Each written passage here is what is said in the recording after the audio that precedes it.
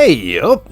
Right, for the last few weeks I've been picking up a few comments on various videos really about the low resale value of Royal Enfield motorcycles. Various commenters commenting on the fact that they've taken the bike in for part exchange and they've been disgusted by the price they've been offered for their old bike. Now it's not just Royal Enfield motorcycles, I've had owners of other different brands sort of complaining as well. So I just thought I'd make a little video sort of discussing it, giving you my views and insights into what I think is going on, specifically where Royal Enfield's concerned. Now, before I get started, please leave a like on this video if you've enjoyed it, and consider subscribing to the channel if you're not already a subscriber. It helps the channel grow, and it also provides you with the opportunity to be informed whenever I upload a new video. Oh, and can I just mention, because a few people have emailed me about this, when you see me fishing about in the rafters in my garage when I'm moving the bikes around, that's not where I keep my motorcycle keys. All the bikes are on tenders, and I just tuck the cable up in the rafters to keep it out of the way so I don't get snagged on it when I'm pulling the bikes out. Right, first things first. Motorcycles are not a good financial investment. They never have been. They're an investment in mobility and pleasure, but when it comes to money, you're going to blow your brains out on a motorcycle every single time. They're worse than cars. Just going back to the last 1200 GS Adventure that I owned, BMW, I think I paid just short of £20,000 for that, what will it be, 10 years ago? I had it for 18 months, and when I traded it in, I got £12,000 for it, so that was a loss of around about £7,000 or £8,000. That is quite normal for a motorcycle. Don't forget, when you buy a new motorcycle, especially something like a Royal Enfield, you've got import duty, which is included in the retail price that you pay. You've got the cost of shipping it all the way from India here to the UK. The UK importer has to make a profit. And then on top of everything else, you've got VAT to pay. So, just with the taxes and transport costs alone, you're looking at probably the thick end of £1,000. You lose that the minute you drive it off the forecourt. And then you've got the importer and the dealership's profit. Again, you lose those as soon as you take delivery of the bike. Now, I've no idea what the markup is on these motorcycles, but I think you can probably say goodbye to round about another £1,000 between the importer and the dealership. Bearing in mind that you've also got your PDI and your on-road charges sort of, in that formula. Now, I'm talking here from my experience of sort of buying new motorcycles and trading them in over a 40-year period. Also, a little bit of insider knowledge as to how the motor trade works, more specifically towards cars than motorcycles, I should add. But I think it's safe to say that the profit in a motorcycle between the dealership and the importer, all told, is maybe somewhere around about £1,000 on something like a £4,500 Royal Enfield. It could well be less than that, because notoriously the motor trade in general doesn't make huge profits on new vehicles. Where they do make the profit is on second-hand vehicles. That's where the money is, and let's be fair here to dealerships. If they don't make a reasonable profit, they don't stay in business. If they haven't got a huge amount of profit in a new motorcycle that you're buying when you trade your old bike in, they don't have a lot to play with the price that they'll give you for your old bike. Now, what I do think has caught people out a little bit is the Royal Enfield marque itself. Now, going back 2 or 3, maybe 4 years ago, when they first started, pumping out new models, they were in demand. There was a waiting list for most models. And like any situation where demand outstrips supply, this meant that second-hand values were quite buoyant. And it wasn't unknown for something like an Interceptor that was a year old to only sort of, on the face of it, lose about £1,000 in value. Especially selling privately, but it also kept the trading values quite high with the dealerships because they knew that they could move it on no problem at all. They often had a waiting list for people looking to take, you know, a nearly new Royal Enfield Interceptor. Now, to some extent that has happened with other models as well. When they've been in short supply and there's been a big demand for them, they've held the prices in a way that's better than could reasonably have been expected.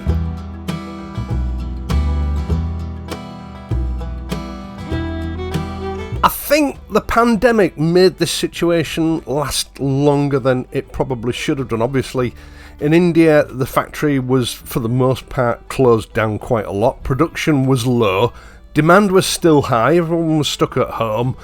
They were making money and they had nothing to spend it on. So sales for motorcycles and, to be honest, motor vehicles in general skyrocketed for that sort of 18-month period. And that high demand, low volume production sort of scenario that we had going on at that time kept second-hand prices high. But that was never going to last. In fact, the current situation we have where people sort of perceive these bikes to be losing a ton of money, which they are, was inevitable. The pandemic caused a series of events to take place which, in a way, created the perfect storm that we're seeing now. And it's not just Royal Enfields that are affected, other brands are as well. And the most acute effect is going to be on those people that just hold on to a bike for a year, maybe 18 months, and then sell it on to get a new model. That's where you're going to see the biggest hit. And that is just exacerbated by the fallout from the pandemic. We're currently in a cost of living crisis. Inflation is high. And motorcycles, for most people, are a luxury. You know, they're a pleasure thing, a toy, a pastime, and sales of goods like that always get hit when inflation is high. Everybody's household bills have gone up substantially in the last 18 months. The cost of credit has increased with interest rates rising over the last year or 18 months. And that means that, by and large, disposable income for everybody has shrunk.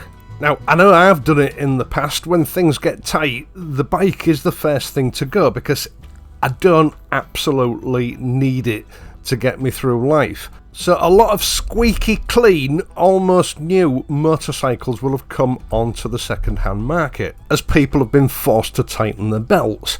A lot of people that would normally have bought a new motorcycle this year have had to put a hold on it because of the money situation. And for a lot of people, the cost of buying a new bike has probably gone up because if the only alternative for buying one is to use credit, you know, interest rates have gone higher, so it's going to cost them more to get hold of one.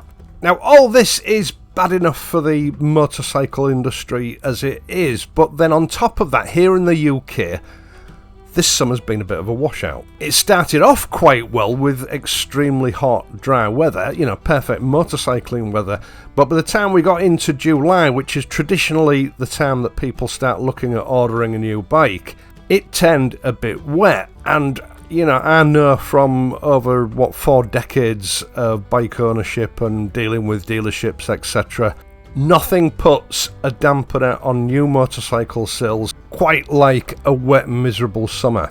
So there are going to be brand new Royal Enfield motorcycles in storage or on the showroom floor that aren't selling, and there are going to be an awful lot of second-hand Royal Enfields from people that are wanting to part exchange for something else, or they've just had to get rid of it for now until things get better, that again aren't selling. And that brings prices down. And then on top of that, there is something that happened here in the UK specifically, which compounded this issue even further. At the beginning of this year, Royal Enfield terminated its contract with the then UK Royal Enfield importer and distributor Moto GB and took over UK operations for themselves. And for a large part of this summer, Moto GB, which still has dealerships all across the UK, have been heavily discounting new models. I think on average, round about 10% discount, which obviously is going to have a knock-on effect with second-hand values.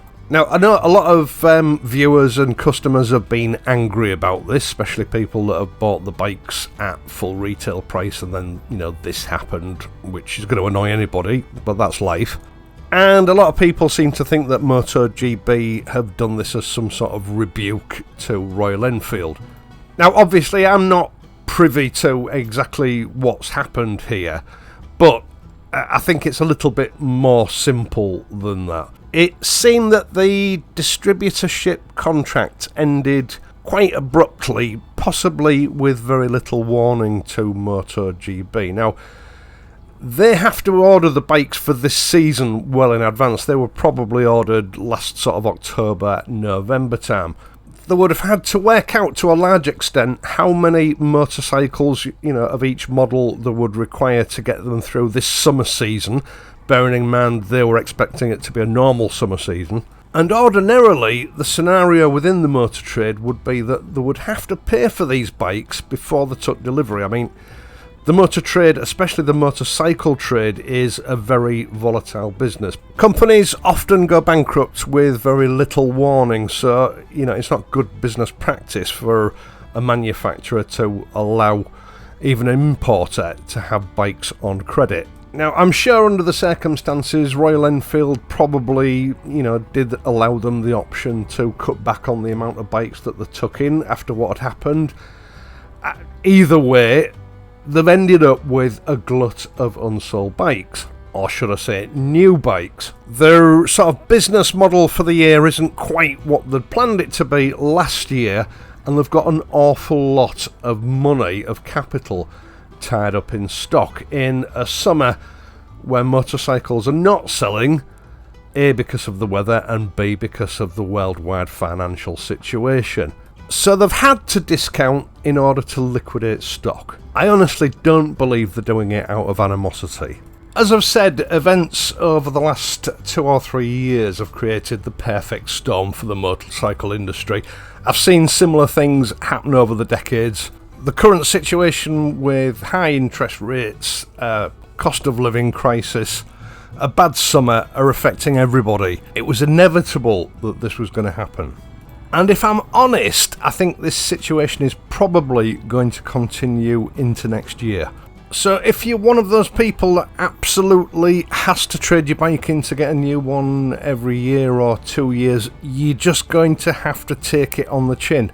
But the best advice I can give to anybody at the moment is, you know, if you don't absolutely have to get rid of your bike and get a new one, don't. Hang on to it for another year or 18 months until the situation starts to calm down and things start to return, hopefully, to normal. As I said at the beginning of this video, you know, motorcycles are not a good financial investment. Depreciation is a simple fact of life, and it's going to be worse at some times than it is at others. At the moment, you know, it's at an all-time low, and that's just the way it is. Now, the silver lining to this, of course, is if you're looking to buy a motorcycle and you don't have one to sell, it's a buyer's market at the moment. There are a lot of either garage queens that have low mileage and are in excellent condition going for very little money. And if you're wanting a new bike, there are discounts available. So if you're in that situation where you don't have anything to trade in, you know, fill your boots now. Now is the time to buy.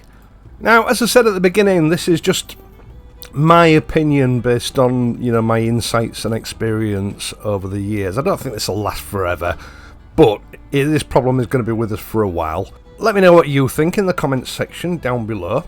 Once again, thank you so much for taking the time to watch this and my other videos, and in doing so helping to support this channel. I really do appreciate it. I will of course be back on Friday, so until then, please ride safely and I'll see you soon.